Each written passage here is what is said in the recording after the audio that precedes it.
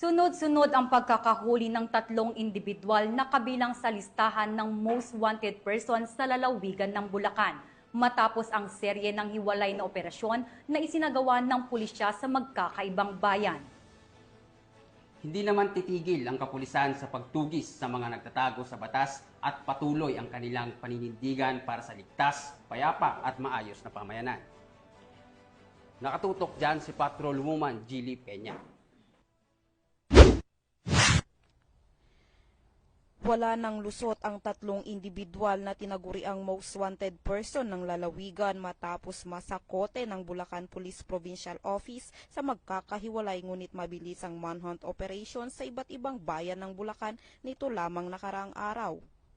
Sa ulat mula sa tanggapan ni Police Colonel Angel L. Garciliano, Acting Provincial Director ng Bulacan PPO, ang matagumpay na operasyon ay bahagi ng pinaigting na kampanya ng kapulisan laban sa kriminalidad sa ilalim ng direktiba ni Police Brigadier General Ponce Rogelio I. Peñones Jr., Regional Director ng Police Regional Office 3. Unang nasakote ang tinaguriang top 1 most wanted person ng Santa Maria, Bulacan. Kinilala siyang si alias RG, 45 anyos, binata, tricycle driver at residente ng Barangay Katmon, Santa Maria, Bulacan. Siya ay naaresto sa bisa ng warrant of arrest sa kasong rape na walang inirekomendang piyansa. Kasunod nito na aresto naman ng Balagtas MPS si alias Naldo, 48 anyos, may asawa, kusinero at residente ng Barangay Burol 2nd, Balagtas, Bulacan. Tinuturing siyang top 5 most wanted person ng naturang bayan kaugnay ng kasong 2 counts of qualified theft na may nirekomendang piyansang 12,000 pesos sa bawat kaso.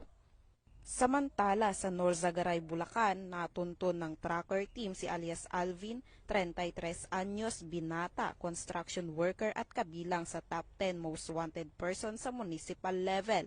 Batay sa warrant of arrest na inilabas ng Municipal Trial Court, 3rd Judicial Region Angat, Bulacan para sa kasong pagnanakaw o theft na may nirekomendang piyansang 30,000 pesos.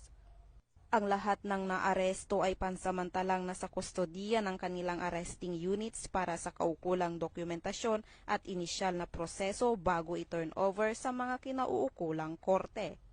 Patuloy ang paalala ng Bulacan PNP sa publiko na makiisa sa kampanya kontra kriminalidad sa pamamagitan ng pagbibigay ng impormasyon sa mga kinaukulang otoridad.